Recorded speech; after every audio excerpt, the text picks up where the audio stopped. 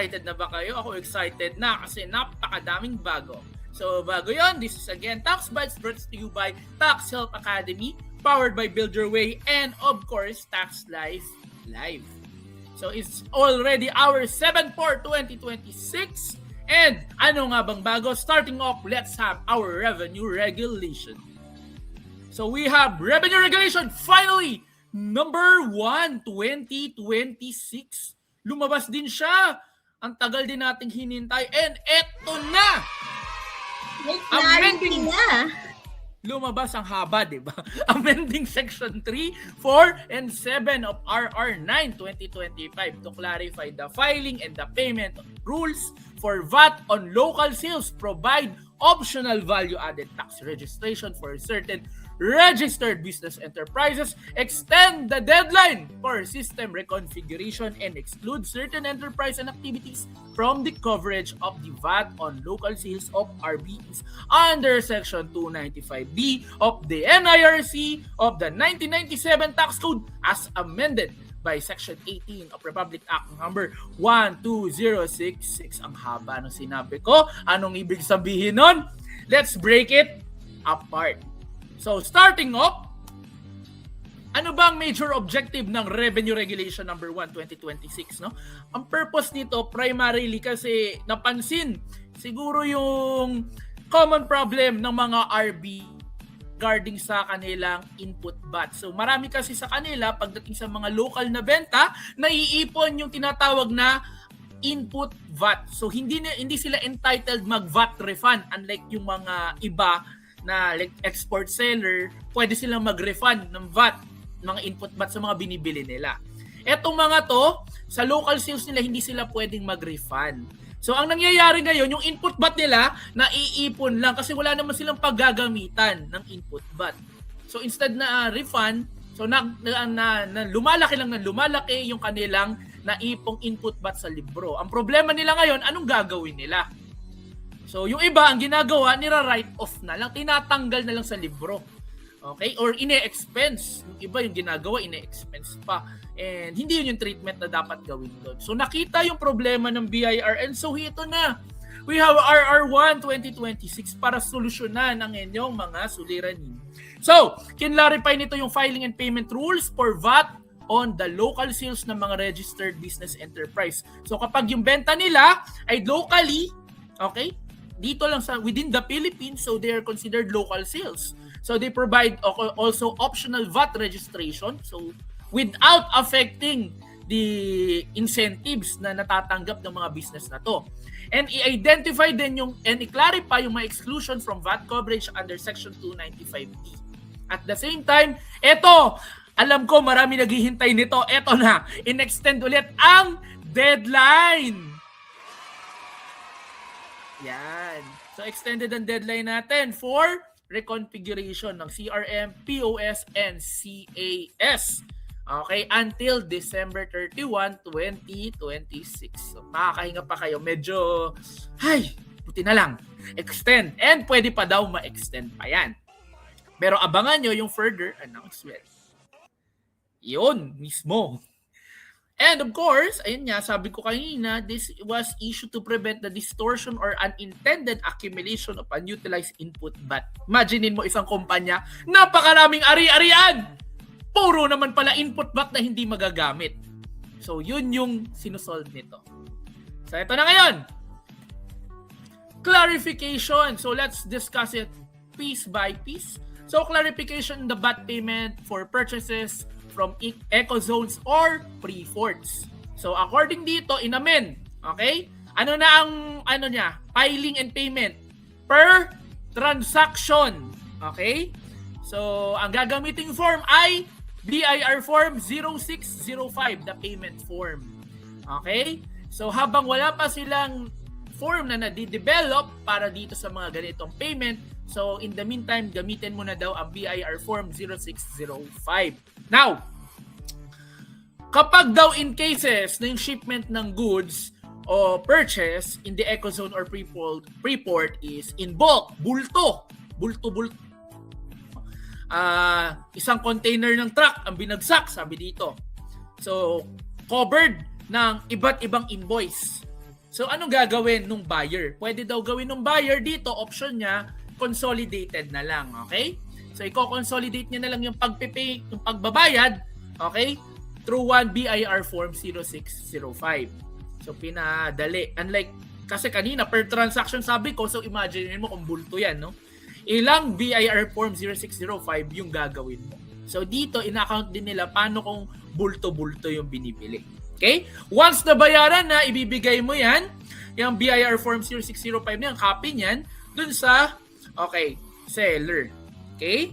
And sa BOC. Prior to the release ng binili mo. Ito yung in summary, ito lahat yun. No? So, kapag VAT on B2B, business to business, local sales transaction ng mga registered business enterprise. So, ang filing ay ganito again. Filing and payment of VAT on B2B, okay, shall be on a per transaction basis. Gagamitin ang BIR form 0605. Payment must be made immediately dun sa RBE at i-attach yung proof na binayaran yung BIR 0605, okay, prior to the release ng produkto na binili mo from the Ecozone or Freeport. Kapag bulto, again, you can do it on a consolidated payment. Okay? Pagsama-samahin na lang. Okay? We have optional VAT registration for RBE naman. Ito naman, pwede na sila ngayon. They already have the option na mag-register ng VAT. So, yung mga RBE na nag-a-avail ng 5% special corporate income tax o gross income earned, normally yung mga nasa PEZA yan, pwede silang mag-avail. Okay? So, ano ang summary ng buong provision na to? Ito na lang, para hindi ka mahilo. Sino mag-avail? Okay? RBEs, Registered Business Enterprise. Okay? Na gumagamit ng 5% SCIT or GIE na regime. And they have registered activities under the same incentive. Now, what they may do is register as a VAT taxpayer solely dun sa kanilang local sales. Meaning, hindi affected yung mga sales nila na hindi local. Okay? So, yung mga international. Okay? So, important safeguard dito, it affects this will not affect the fiscal incentive. So, kapag pinili mo na magre-register ako ng VAT for my local sales, hindi nung tatamaan yung fiscal incentive mo, hindi mawawala. So, ang sinusolve lang nito, kaya kapag nag-register ka nag-register ka ng local sales ay you will be now able to claim the input VAT benefit. Pwede mong i-offset sa output VAT. Okay? So, ayun yun. Ano pa? So, yun. Prevents the forced B2B VAT collection distortion at unintended na input VAT accumulation. Kasi nga naiipon dahil hindi naman nare-refund yung input VAT related dun sa local, yung mga local purchases na connected dun sa local sales. Okay? And tandaan, kapag pinili mo yung optional VAT registration, you will be locked in. Okay? Locked in ka. Hindi ka pwedeng bumalik basta-basta. Okay? Hindi ka pwedeng mawala sa pagiging VAT registered for a period of 3 years. Okay? So you cannot cancel it for a period of 3 years. Exclusion. So sino naman yung ma-excluded? Ang daming nilatag dito. Ito ring summary nito, no? Ayan. So to sum it all up, so VAT registered domestic market enterprises do not qualify for VAT zero rating or VAT exemption on importation are subject on VAT, local purchase or importation. Okay? So ito yung mga excluded, no? If buyer remittance rule applied, it would create accumulated unutilized input VAT and again, hindi nga refundable. So yung buyer remittance na mechanism, ang idea kasi niya kapag bumili ka sa isang seller, so ang mangyayari, ikaw yung magbabayad nung VAT. Okay? So through the BIR form 0605. So hindi ito mag-a-apply ngayon sa mga VAT registered domestic enterprise na pumapasok dito. So ito yun. So the exclusion from the 295D. So ito yun. Yung mga local sales, okay, shall not be subject to the buyer remitted VAT. Okay, hindi covered yun. Okay? And yung RBE seller, sila ang magbabayad ng VAT.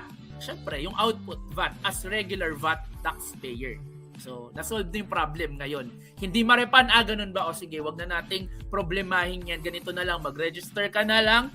Ikaw na lang yung magbayad ng output bot para maklaim mo yung input bot. O, hindi na maiipon. So, yun lang yung sinabi dito. Okay? And then, ayan, ito yung mga following na excluded na mga transaction, no? Under this section. So, yung mga bot zero-rated goods, services, no? Exempt transaction, exempt zero-rated, okay? So, yung mga entities registered with BOI under special law not availing the incentive. Tapos, yung mga local na benta sa mga unregistered investment priority agency activities, scraps, sale of material, sale of machinery, sale of PPE, yan covered. Okay? And, they are therefore subject to 12% VAT, and kapag hindi si seller nag-file at nagbayad, mape-penalty siya. Okay? So, as if siya ay isang regular VAT taxpayer for this. Alright? So, eto naman, for the reconfiguration, again, the extension is hereby extended until December 31, 2026. So, ano ba yung dapat mong i-reconfigure? So, yung mga cash register machine, point of sale machine, computerized accounting software, computerized books of account, registered invoicing software, kailangan palitan mo yung nakalagay na VAT or VAT amount with VAT on local sales. Kailangan specific yon. Or kung walang nakalagay na ganun, dapat ilagay mo, mag-a-add ka ng VAT on local sales. So walang nakalagay na VAT or VAT amount. So di na ako maglalagay. Hindi. Maglalagay ka pa rin daw. Okay? So ngayon, ang deadline extended na until December 31, 2026. And sabi dito, pwede pa daw yan further i-extend ni Commissioner. And that is Revenue Regulation number 1, 2026. I hope hindi kayo nahilos. Ako nahilo nung unang tingin ko dito sa dami ng pagbabago. But again, these are all positive changes. Yan.